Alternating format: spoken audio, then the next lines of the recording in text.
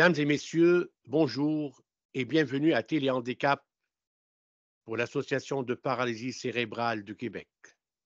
C'est avec un immense plaisir que j'accueille aujourd'hui, dans sa première émission, notre nouvel animateur, une personnalité pas comme les autres. Titulaire d'un baccalauréat en sciences politiques, communicateur engagé dans différentes causes, symbole réel de la générosité et l'image propre de la détermination. Il lutte contre la pauvreté, aux soins, à domicile, et ce depuis longtemps, sans oublier l'accessibilité au logement adapté. Il est depuis plusieurs années le directeur général du Comité d'action des personnes vivant de situations de handicap. Il animera à partir d'aujourd'hui l'émission Des gens comme les autres, pour mettre du baume au cœur dans la vie des personnes handicapées, pour les rassurer et surtout pour qu'elles se sentent mieux dans une dignité inclusive. Mesdames et messieurs, je suis très honoré, au nom de Téléhandicap, de vous présenter l'animateur de l'émission Des gens comme les autres dans sa première présentation, et j'ai nommé M. Dominique Salgado. Monsieur Salgado, l'antenne est à vous. On vous écoute.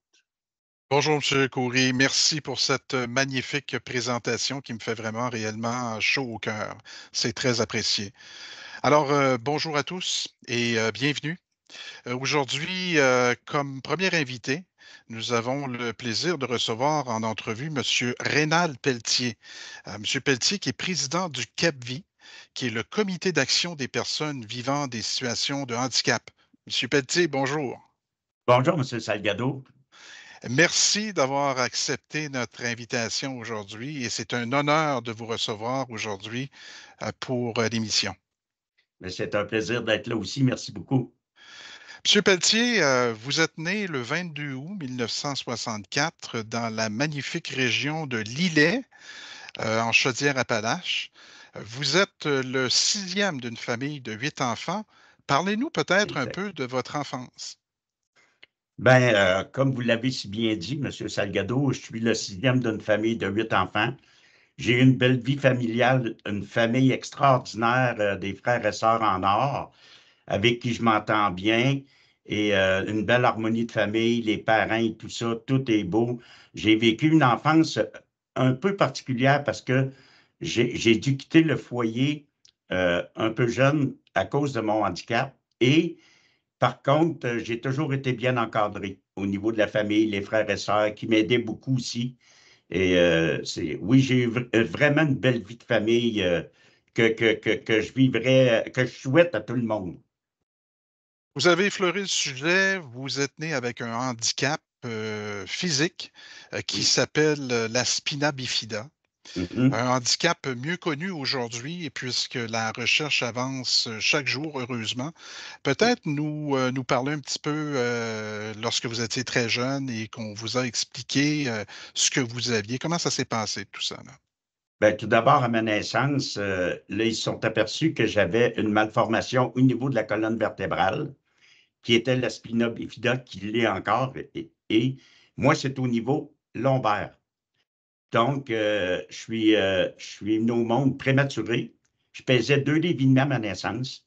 Et ils ont dit à mes parents, soit qu'il va mourir jeune ou il ne fera pas grand-chose peut-être dans la vie parce que en 1964, la spina bifida était considérée comme assez grave. Donc, la technologie au niveau médical n'était pas ce qu'elle est aujourd'hui. Donc, puis de fil en aiguille, ben là, ils se sont aperçus que moi, je voulais vivre, je me suis accroché et j'ai été dans un incubateur pendant 3 mois. Et après ces 3 mois-là, le temps que je grossisse un peu et que je prenne, tu sais, des forces, j'ai eu ma première chirurgie immédiatement après pour faire une correction au niveau de ma colonne vertébrale et tout ça. Puis là, il avait dit à mes parents que je ne marcherais pas, probablement que je ne serais pas intelligent et tout ça. Puis mes parents ont tout fait pour me garder, puis ils ont dit non, on le garde, c'est notre enfant, c'est notre fils, puis on va s'en occuper. Puis aujourd'hui, je suis fier de ça parce que Ouais. j'ai quand même une belle carrière. Tout à Vraiment une belle fait. carrière. Puis je suis le gars le plus heureux du monde. Tout à fait. Et si on revient aux années 60, c'était un handicap très grave et peu documenté, comme vous l'avez mentionné. Et disons que l'espérance de vie des gens atteints de ce type de handicap était assez limitée. Mais vous avez toujours gardé confiance. Cette force de caractère vient de qui au juste? Du Ben, père ou de la mère? des deux. Ah oui? Des deux, puis même mes frères et sœurs. Parce que ils m'ont beaucoup aidé sans le savoir, dans le sens que moi, je les voyais faire des choses. Je me disais, ben moi aussi, je vais les faire. J'ai commencé à me forger le caractère à ce niveau-là, tout ça, et de les suivre aussi, d'être capable de les suivre dans ce qu'ils faisaient, parce que moi aussi, j'aimais ça avoir des activités dehors et tout ça. Mais étant donné mon handicap, j'avais une démarche qui était très difficile, tu sais, que je boitais beaucoup, je ne marchais pas bien, mais j'ai commencé à marcher à 5 ans. Donc, j'ai commencé tard, mais avec l'acharnement et de voir mes frères et sœurs aller comme ça, moi, je me disais, ben moi aussi, je vais marcher. Et j'ai réussi. J'ai marché pendant 22 ans. Ah, Mais avec beaucoup d'aide, mes frères et sœurs m'aidaient beaucoup aussi et tout ça. Et quand je vous dis que j'étais bien entouré, c'est magnifique, je le suis encore aujourd'hui, là. Plusieurs dures épreuves dans votre vie Oui, qui vous ont amené à subir de nombreuses chirurgies, plus d'une oui, cinquantaine, si je ne me trompe pas. oui. 51 chirurgies, oui. Au cours de Wow! mon enfance et de mon adolescence et une partie de ma vie adulte aussi, ça a duré jusqu'à, je vous dirais, jusqu'à 49, 50 Wow! ans, excusez, ouais. Mais disons que ça ne vous a pas empêché de continuer d'avancer. C'est Non. le moins qu'on Oh, puisse dire. oui. Cette force intérieure vous parlait constamment durant toutes ces années-là. Comment ça se passait là, dans votre tête au niveau psychologique quand même? Là? C'est pas Euh, évident. pour moi, mon handicap n'a jamais été un handicap. Mon handicap est un défi.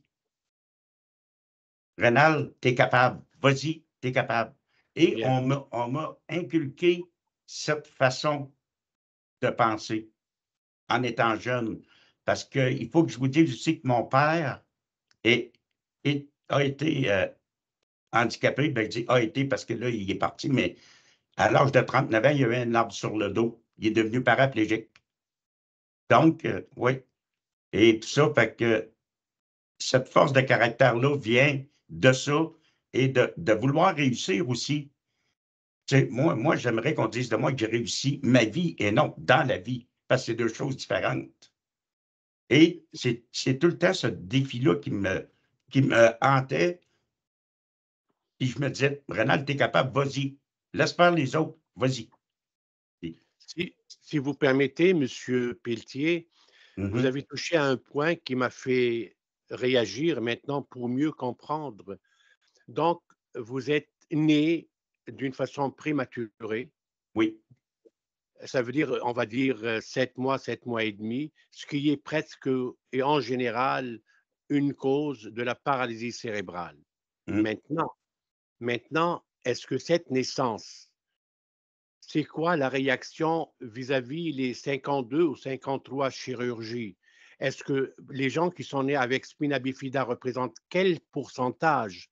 Est-ce que c'est un gros pourcentage, c'est une cause essentielle ou c'est une cause parmi les autres causes de la naissance prématurée? Ben, ma naissance prématurée, la spina bifida n'est peut-être pas nécessairement la cause.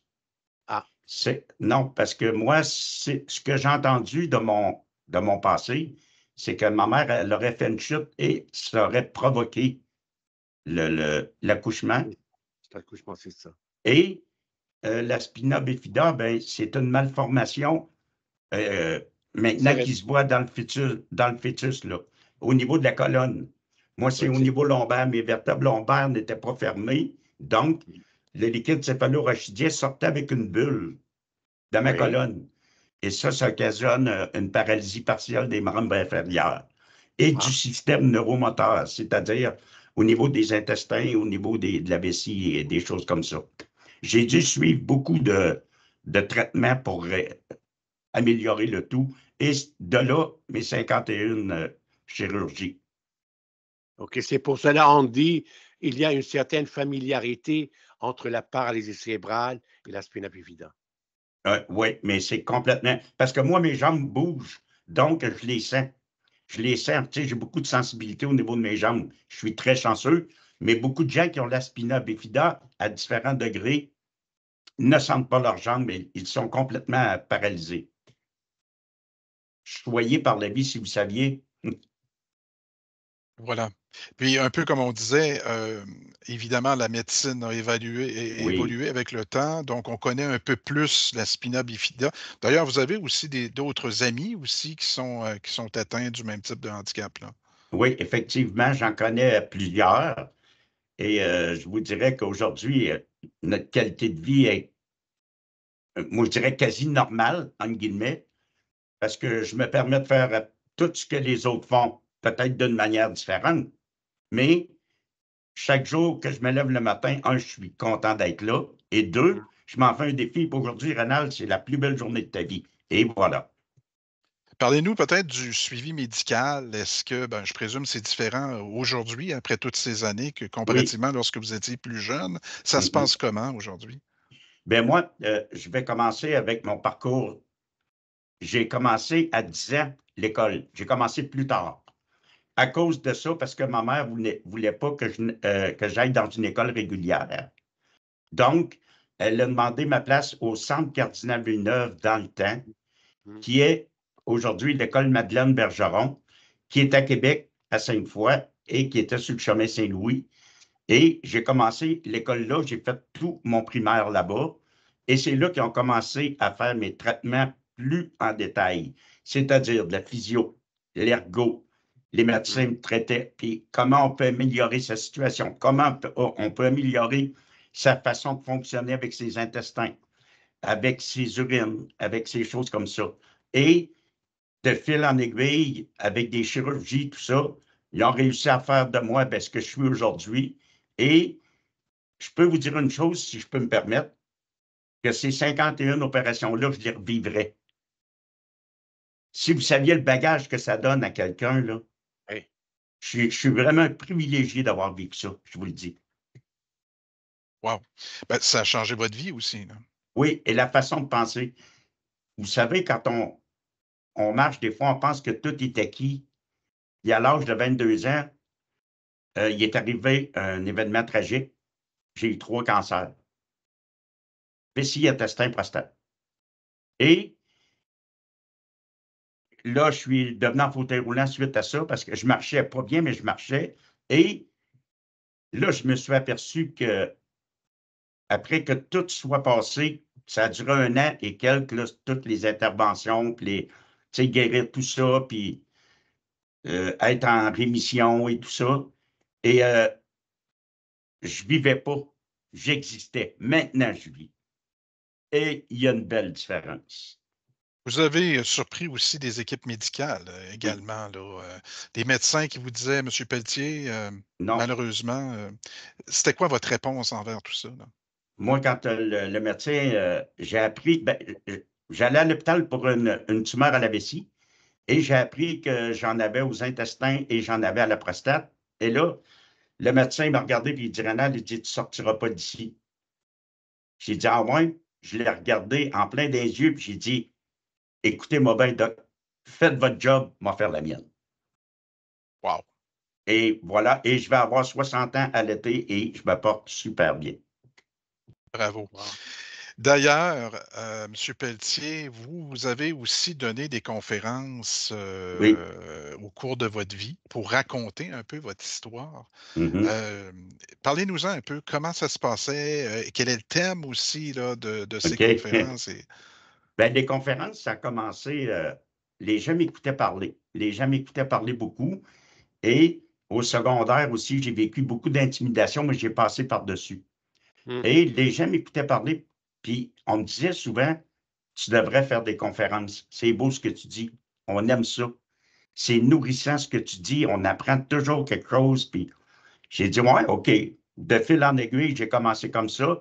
Et le titre, c'est Le bonheur, je t'assis dessus. C'est drôle, mais c'est ça. Et de fil en aiguille, j'ai commencé à raconter mon histoire, me faire des petits scénarios et tout ça. Et je parle pendant 1 heure et demie, puis des fois, c'est passé. Et c'est ça. Mais j'adore faire ça. Puis ce que j'aime là-dedans, c'est pas de dire aux gens que je suis le meilleur, non. C'est de passer un message puis de dire aux gens que s'accrocher, ça vaut la peine. Malgré les épreuves qu'on vit, si on s'accroche, on va vivre un bonheur incroyable. Et ça, je peux vous le dire. Vous avez un exemple en avant de vous, là. Le bonheur réincarné, c'est moi. Et le message lors de vos présentations, le message est très positif, mais Oui. on dit souvent que c'est pas fini tant que c'est pas fini.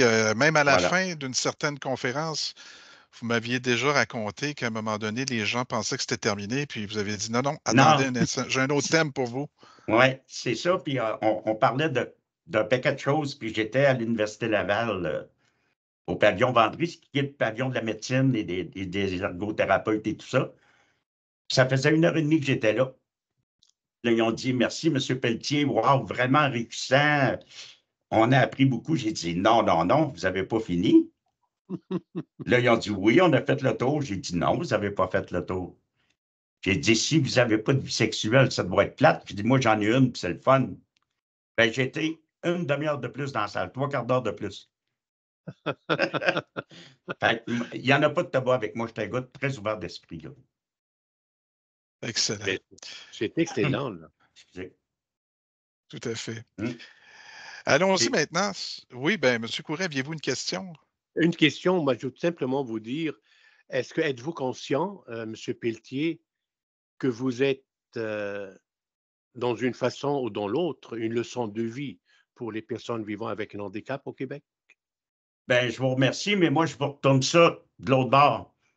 Si je n'avais pas des gens inspirants autour de moi, je ne serais probablement pas ce que je suis aujourd'hui. M. Salgado, c'est un exemple. Ma famille est un exemple.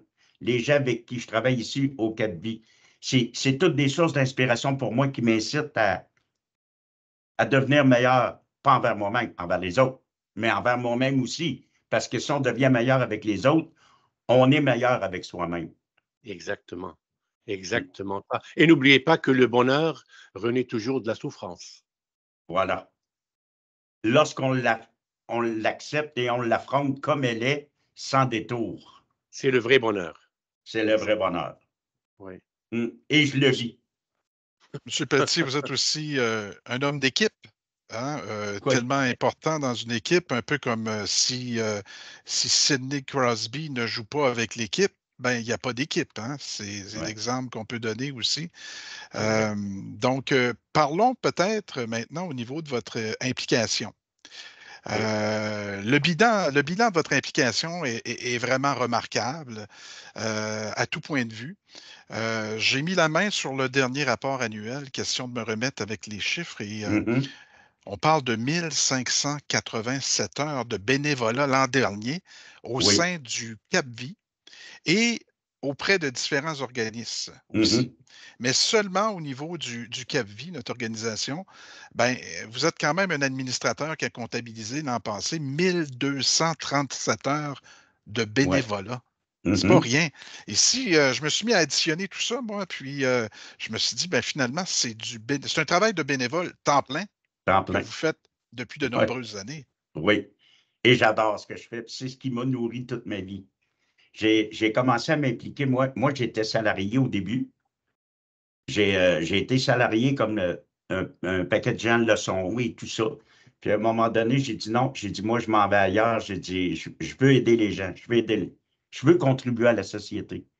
Donc, j'ai commencé à m'impliquer au niveau du bénévolat. Et au Cap-Vie, ça fait au-dessus de 20 ans que je m'implique avec eux.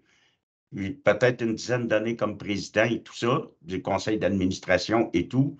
et à la table de concertation de l'accessibilité universelle de la Ville de Québec aussi. Et j'ai été conseiller, j'étais vice-président, pardon, du conseil des quartiers à Vanier. Donc, c'est ça. J'ai essayé de m'impliquer dans différents comités, à l'IRDPQ aussi, comité des usagers, comité des aides techniques, dont Dominique fait partie, M. Salgado fait partie aussi, oui. Et c'est ça. Fait que c'est ma façon de dire merci à Lévis de m'avoir récompensé d'être encore là. Et tant aussi longtemps que je vais être capable de le faire, je vais le faire. Parce que j'aime ce que je fais, puis je suis un gars d'équipe.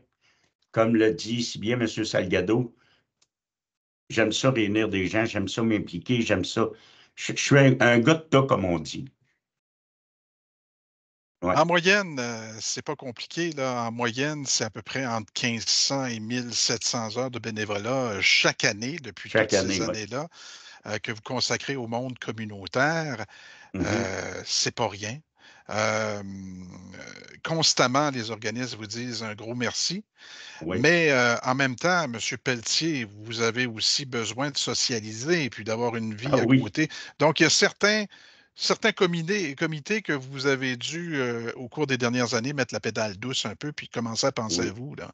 Oui, Je pense c'est ça. qu'on est rendu là un petit peu dans le cheminement de votre carrière aussi. Là. Oui, effectivement, là, je veux commencer sans être égoïste, de penser un petit peu à moi quand je peux le faire.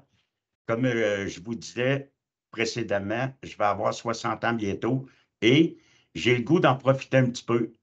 Ça ne veut pas dire que je ne m'impliquerai plus, au contraire. Mais par contre, un petit peu la pédale douce et de dire, ben, m'occuper de ceux que j'aime et d'avoir plus de temps avec eux, l'histoire de prendre des bons repos, d'avoir plus de temps et non de finir à tous les soirs à 8, 9h30. Ben là, ça va être un petit peu plus mollo, mais je vais toujours m'impliquer parce que j'adore ça. À titre de président du CAPVI, Comité Oui, d'action des personnes vivant des c'est situations de ça. handicap, parmi les dossiers qui vous tiennent le plus à cœur, lequel devrait-on privilégier davantage aujourd'hui? L'accessibilité universelle, le logement, le dossier du logement social, ça, c'est quelque chose qui me préoccupe beaucoup parce qu'il y en a pas assez. Celui du transport adapté aussi, que j'aime bien. Donc, c'est ça, c'est tous des dossiers. Ben, ils sont tous intéressants, mais il y a des choses qui nous accrochent plus que d'autres. Donc, celui de l'accessibilité universelle m'interpelle beaucoup et du logement. On pourra y revenir plus en détail au cours des prochaines minutes. Mais vos liens aussi avec les décideurs des différents paliers de gouvernement, que ce soit municipal, provincial ou fédéral, sont assez particuliers également pour faire avancer des dossiers. C'est quoi cette fameuse recette magique là, pour faire en sorte qu'on aboutisse à des changements? Là? Bien, tout est dans l'attitude. Voilà. La façon de traiter les dossiers, de parler aux gens, la façon de se présenter, tout passe de cette façon-là. Quand tu représentes un organisme, un comité, peu importe comment on l'appelle, juste la façon de se présenter, de parler de l'organisme, de la façon qu'on a d'agir avec les gens fait une différence. Puis moi, je le vis, je vous dirais, pratiquement au quotidien. Parce que souvent, on me dit, toi, tu as passé à des places que nous, on a essayé de passer, puis ça n'a pas fonctionné. Mais il faut créer des liens d'une belle façon et d'avoir une bonne attitude, puis d'être positif. La défense de droit, c'est l'accessibilité, vous l'avez Oui. mentionné, c'est l'habitation, c'est le transport, c'est les soins à domicile, le travail, les commerces, la Ah oui. mobilité. En habitation, par exemple, Mhm. comment on peut arriver à relever ce fameux défi d'accessibilité universelle? Ben, ça serait premièrement que la Ville de Québec se dote d'une politique d'accessibilité ferme, comme il y a dans plusieurs villes au Québec. Ça serait une belle façon d'intégrer l'accessibilité puis d'être tout le monde égal. Et je vais vous dire, au niveau des commerces aussi, au niveau des restaurants, au niveau de tout. Et je vais vous dire une chose que je dis souvent, en riant, mais par contre, c'est une grande réalité. C'est pas normal que je me demande si je vais être capable d'aller à la salle de bain quand je sors de la maison. Mmh. Tu sais, en 2024, là, c'est pas normal. C'est un besoin naturel d'aller à la salle de bain, là. Pourquoi qu'on se demande ça encore? Puis, moi, ça m'interpelle beaucoup, ces choses-là. Et c'est, comme je vous disais précédemment, c'est en ayant une bonne attitude, en disant les bonnes choses, les vraies choses au bon moment, qu'on peut réussir à avoir des changements et de la progression, en fait. En transport, ben, c'est difficile encore Oui, aujourd'hui. On a l'impression que le transport adapté n'est plus vraiment adapté à la situation des personnes handicapées. Selon vous, il est où exactement le problème aujourd'hui? Excusez, je pense que une des grandes problématiques, ben, ils disent un manque de main-d'œuvre, mais moi, je pense qu'il y aurait aussi les conditions de travail qui devraient être améliorées. Toutes ces choses-là, tu sais, au niveau, que ce soit au niveau salarial, au niveau conditions, au niveau heures, au niveau. Parce que moi, j'ai l'impression que le transport adapté, il y a 5 ans, était plus efficace qu'aujourd'hui. Je me ferai peut-être pas des amis en disant ça, mais c'est la réalité parce qu'on le vit tous les jours.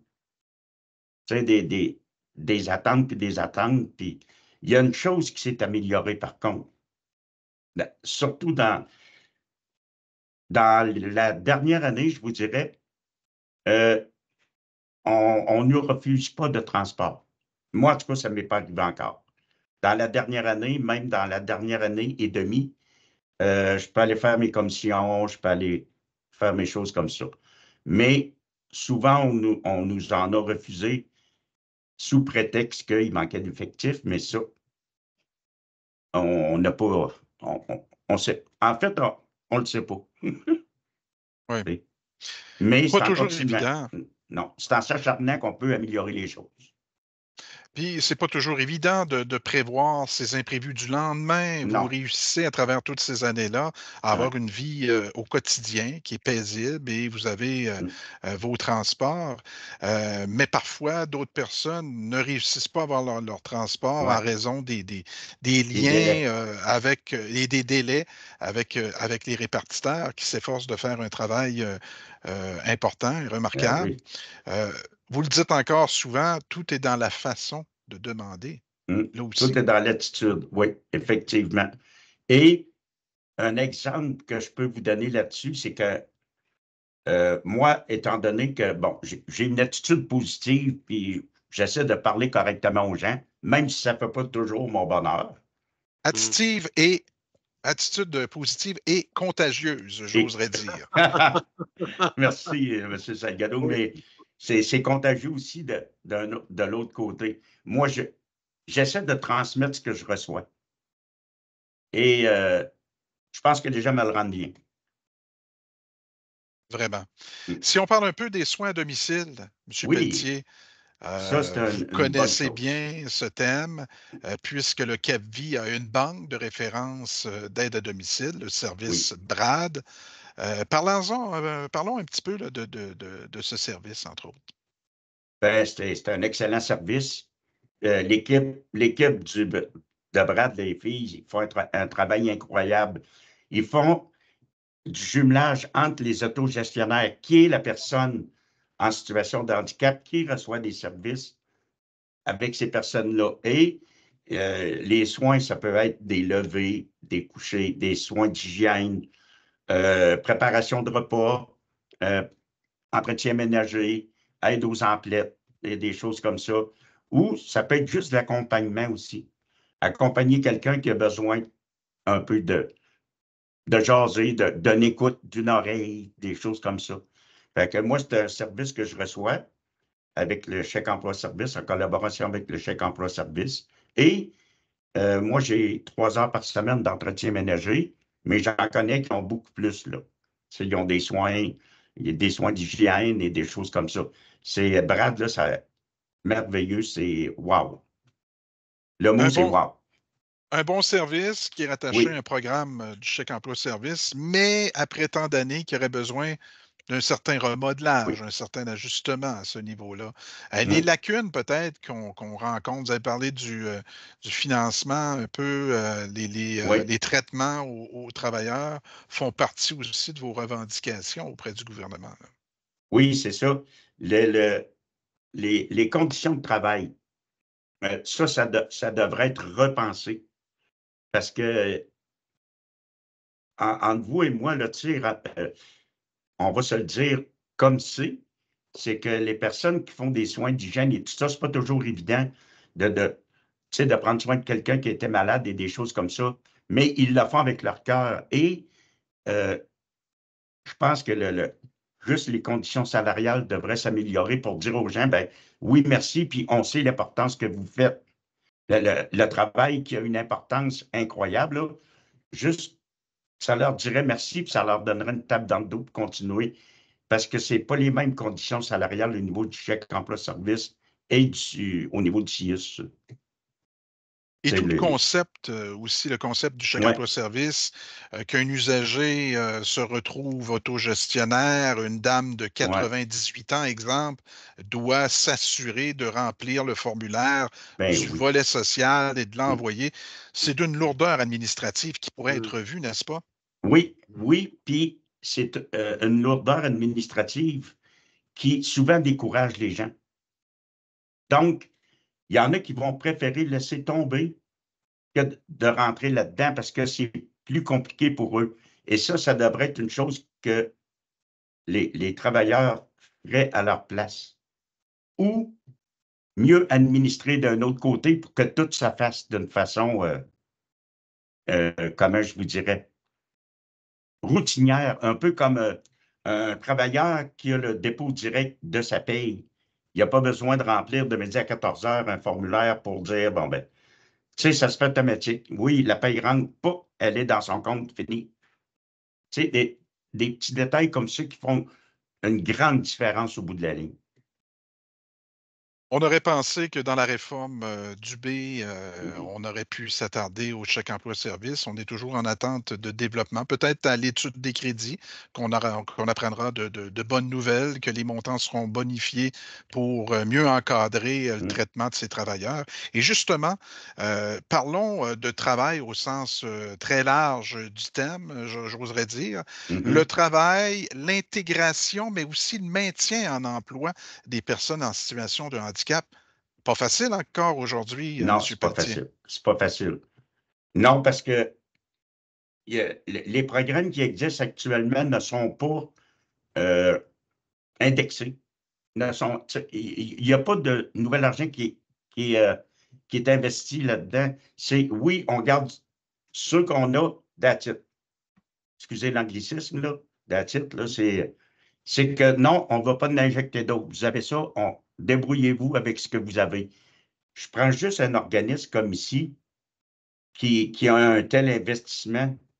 Ben, cet investissement-là devrait être indexé selon le coût de la vie, devrait être augmenté justement pour nous donner la chance ou donner la chance aux travailleurs d'être en mesure d'aider mieux les gens, d'être mieux outillés pour les aider.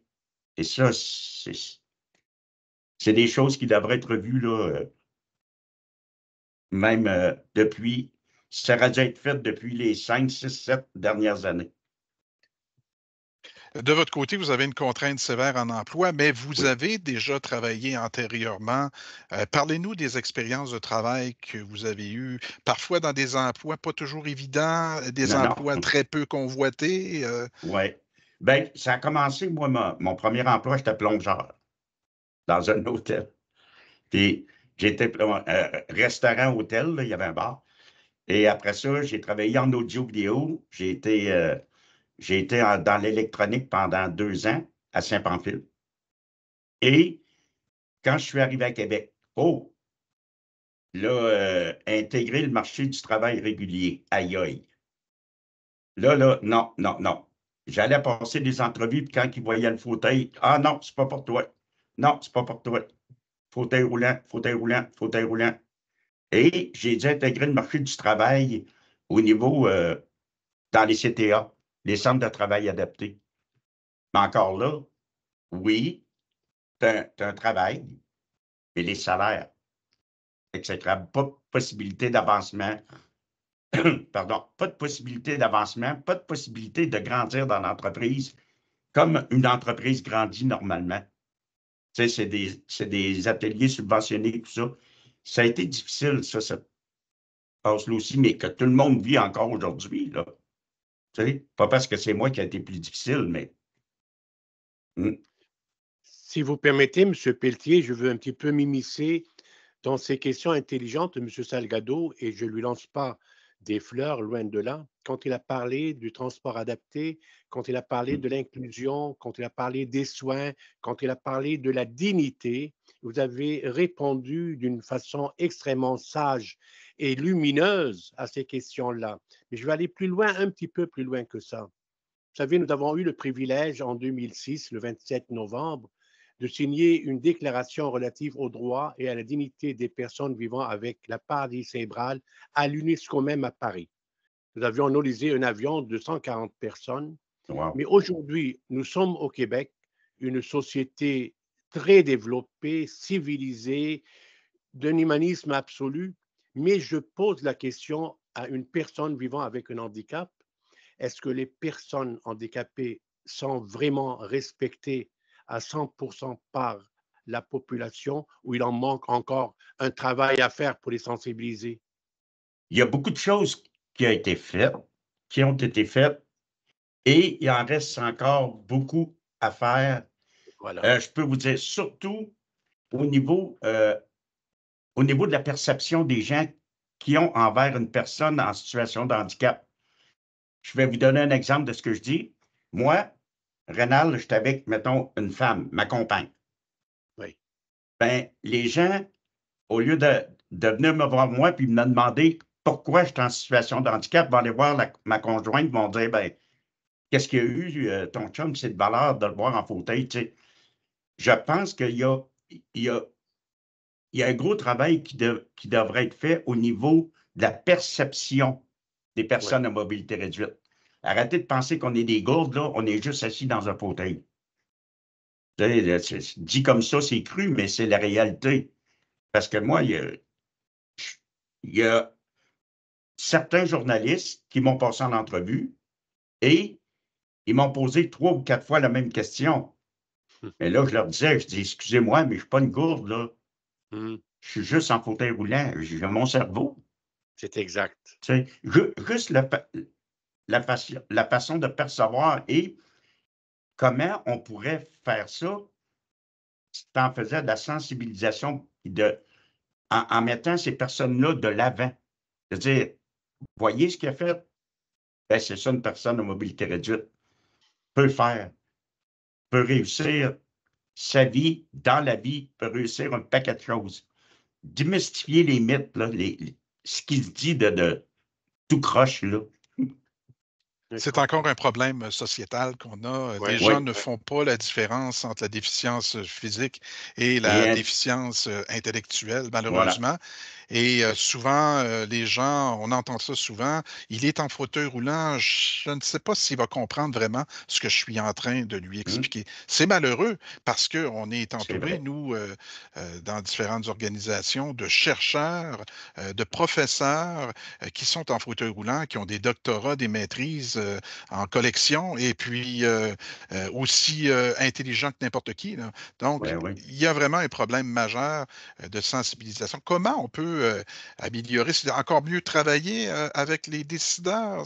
Ben, oui, et mieux travailler avec les décideurs, mais d'amener ces décideurs-là à avoir le réflexe de dire, ben, c'est pas parce qu'il est assis là-dedans ou qu'il est en béquille ou peu importe le type d'handicap qui est plus fou qu'un autre, au contraire. Tu sais, même au contraire, je veux dire, non, ça ne devrait pas exister. La mentalité devrait être, on devrait travailler faire en sorte que ce qu'on voit dans les médias, Facebook, n'importe où, peu importe le type de médias, qu'il y ait plus de personnes à mobilité réduite d'intégrer pour dire qu'on a notre place dans la société égalitaire à tout le monde. En fait, il devrait y avoir plus de décideurs en situation de handicap. Exact. Monsieur Pelletier, moi, Monsieur Coury, on vous écoute depuis tantôt, puis il me semble que comme futur maire de Québec, ce serait un excellent choix. Ça sera une belle possibilité, oui. Pourquoi pas? Ah, et qui sait l'avenir? Mais je prends le compliment, merci. J'aimerais qu'on revienne à l'accessibilité des commerces, hein. Oui. C'est aussi un dossier important pour vous. D'ailleurs, en période estivale, depuis de nombreuses années, vous avez développé une brigade d'accessibilité pour sensibiliser les commerçants. Comment ça se passe? Ça se passe bien. C'est en collaboration avec le Québec et des stagiaires que nous avons l'été. On part pendant des journées et on va distribuer des choses sur l'accessibilité, sensibiliser les commerces à se rendre plus accessibles. Et vous savez, on a une belle ouverture d'esprit au niveau des commerçants. Mais la problématique, souvent, c'est, je vous dirais la ville, parce qu'il y a des règlements à suivre sur certaines choses. Et des fois, avec la ville, c'est pas toujours facile parce qu'il faut respecter certains règlements. Donc, le manque d'accessibilité peut être dû aussi à ça et les coûts. Si la ville pouvait aider à ces commerçants-là, puis il y a des programmes qui existent, mais beaucoup ne le savent pas, et ça serait à la Ville de Québec de dire, bon, ben, on va vous aider. Il existe ça comme programme, est-ce que ça vous tente de le faire? T'sais? Puis des gens comme moi qui se promènent ben, pourraient dire, faites ça de cette façon-là, parce que nous, avec le temps, on développe une expertise. Donc, on dit ça, ça va faire ça, ça va faire ça. Puis, au bout de la ligne, ben, tout le monde va être heureux. Un changement qui fait une grande différence ou des grandes différences. M. Pelletier, c'est un plaisir. Peut-être le mot de la fin. Si vous aviez un rêve à réaliser aujourd'hui en 2024, lequel serait-il? Ça serait de dire que la Ville de Québec est un exemple d'accessibilité universelle à travers le monde. Wow! Wow, wow, wow, wow, wow. Quel optimisme, wow! Oui, et ça, j'en rêve. Puis, tant aussi longtemps que je vais être dans le domaine, je peux vous dire que je vais faire en sorte que ça se passe. C'est beau. Je pense qu'un jour, on verra votre nom sur un bulletin de candidature. Qui vivra verra. Monsieur Pelletier, merci infiniment. Merci beaucoup de votre participation à l'émission Des gens comme les autres. On aura sûrement l'occasion de se recroiser. Et je dirais aux auditeurs, ce n'est qu'un au revoir. On se dit à la prochaine avec d'autres invités aussi remarquables que M. Pelletier. Au revoir.